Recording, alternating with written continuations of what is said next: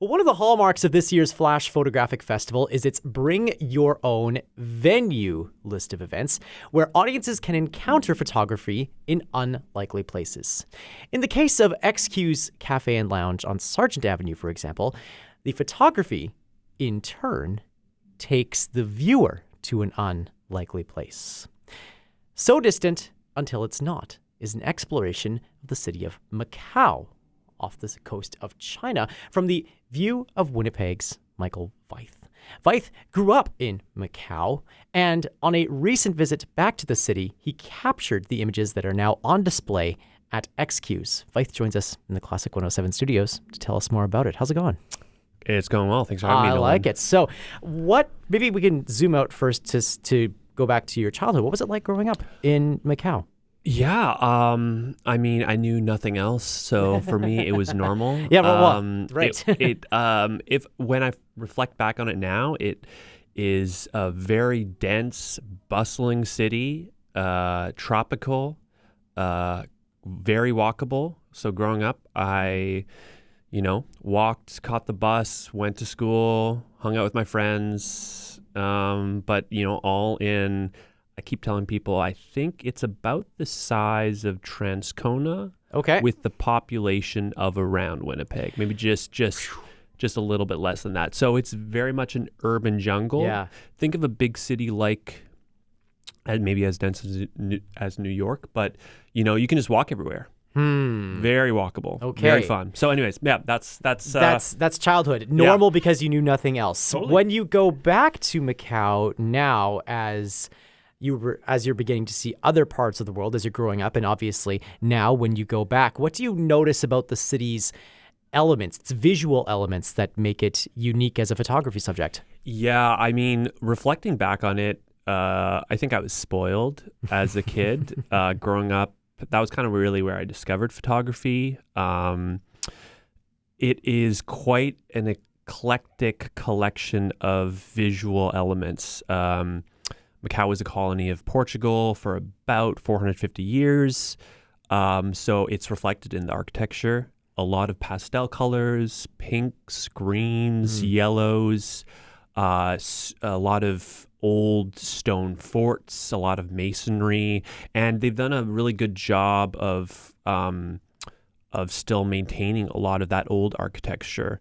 Even now, once it's no longer a colony of Portugal, it's been returned to China. It's in interesting political limbo currently at the moment. But all of that. So there's that Western kind of those elements there, but it is very distinctly also a Chinese city too. You see a Catholic church and you turn a corner right there and you see a Chinese temple. So it's that coming together of the kind of those two worlds all in a very small kind of spot. And so just the layers on top of each other, which blends so well. And so it makes it really unique when you capture those images. You don't even need to think. You just point your camera and you get a really cool, interesting photo.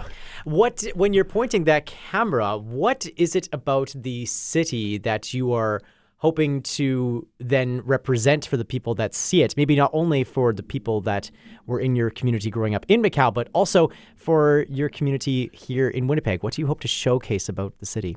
I think for me, I want to show, very simply, I want to show people the spots that are important to me growing up. A lot of the imagery that people might see of Macau is of the flashy glamour side of Macau. So there's I was already talking about kind of the context, the history of Macau, but there's also this other element that in the last 20, 25 years, there has been a flourishing of American-style casinos and resorts. It's almost become a Las Vegas. It takes in, I think last time I checked, this number could maybe it's not quite accurate, but about 7 times what Vegas does. So Wow. it's a gambling mecca, a gambling entertainment mecca.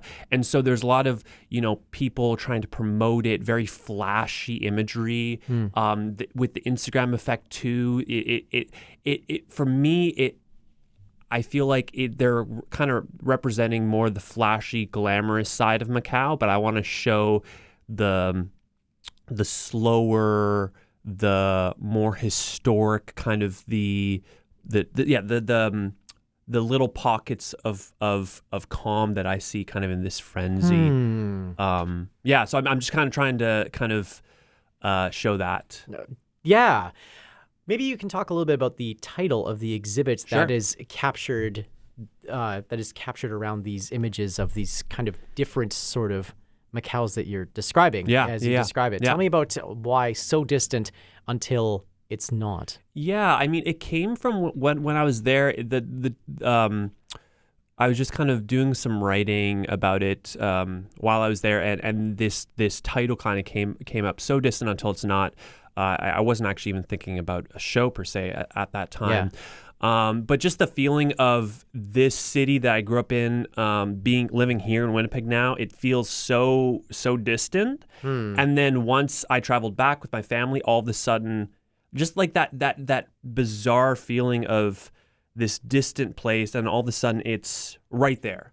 It's visually there. I'm walking. That feel like it's that juxtaposition between that title, I think, portrays, but also it's a not double entendre, but it's like it also has another meaning, I guess, because at this point, so I grew up in Macau and I came here when I was 18, and so it's there was a couple other years that I wasn't living in Macau, but I spent about 16 years in Macau, and at this point, it's about my 12th or 13th year living in Winnipeg. So it's getting to the point where I'm almost matching the time spent in Winnipeg to Macau. And the title is a place that is becoming so distant until it's not home anymore, or it's not as familiar as I want it to, or it's not as familiar as I once knew it, right? So it's kind of capturing a little bit about that too. So there's like a positive side, like a really joyful of like being there and experiencing everything, but also like, oh, there's something that's not. Yeah, even like the way that you describe how the city has developed in the last 2 decades or so with this development of the entertainment and gambling industry, that's a different sort of a city than what you've interacted with. As you look at the images that you capture now, even, does the city feel like it's becoming even more of a distant sort of a thing than your own personal experience? In other words, like when I think about people who are going to see this exhibit at XQs, Macau is a city that they've likely never visited. Sure. It is something that is it will be less distant for having seen the pictures, but still it's over 1,000 kilometers away. And yet it will be less distant. For you, is it becoming even more distant, as opposed, like if we're flipping around the title to say it's not distant until it is? Does that make any sense? I'm processing this thing that you're talking about, where you're describing becoming less familiar as you are making people familiar. Yeah, totally. Yeah. I think it's like as I'm trying to introduce people and even show scenes where like, oh yeah, this is where I grew up, or this is the spot where I remember walking to kindergarten.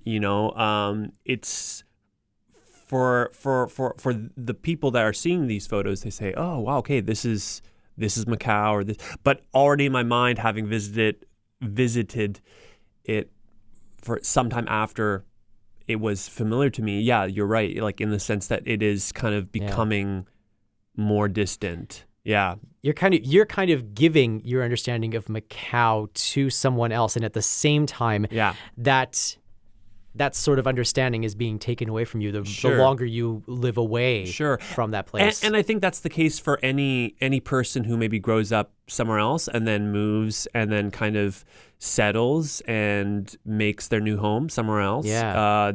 I think that's a common experience for a lot of people. Mm-hmm. What do you hope people who have never seen Macau or ever encountered Macau take away from having seen your exhibit at XQs?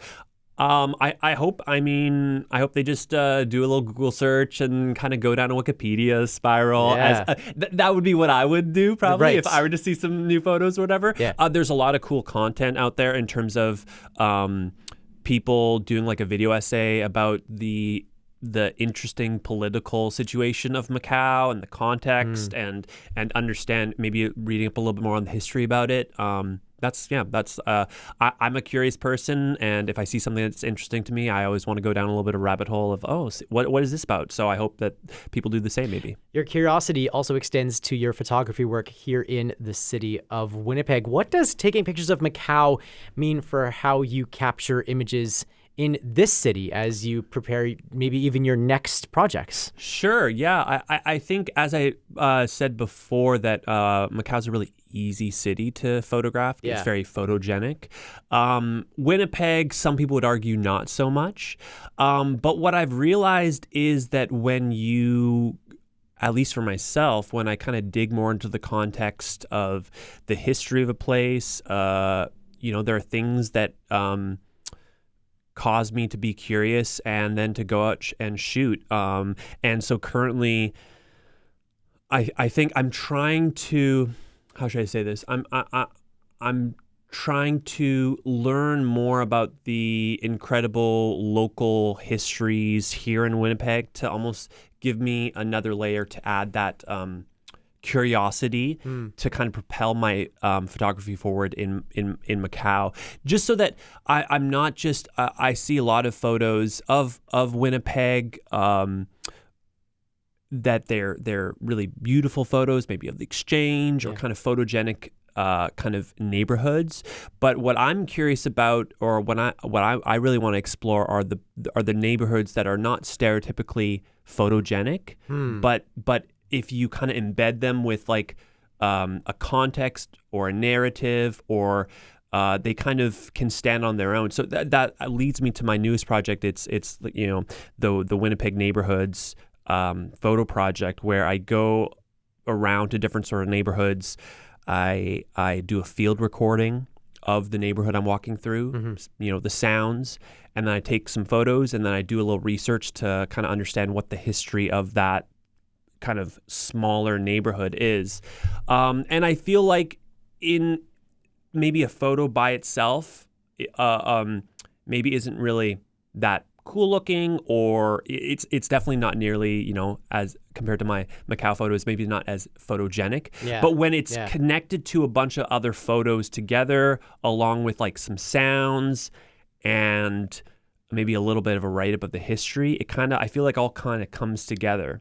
So that's kind of what I'm doing. I'm hoping in the summer, with the weather out, to bike around the city more, capture some photos. And we're talking like really smaller neighborhoods. For example, people think about, the West End being the neighborhood, for example, but, it can get even smaller. There's Minto, St. Matthews, even here where we're at 107, I was just driving past, there's Elm Park, just across St. Mary's Road here, and kind of and just to clarify, this is not an original idea. I kind of bore this idea from a neighborhoods project of a photographer in New York who's doing a similar thing of the 5 boroughs of New York. But still, certainly something that is a unique sort of a perspective on Winnipeg audiences. And it strikes me also that there's a bit of a through line here in that your work in both cases, both in Macau here and here in Winnipeg,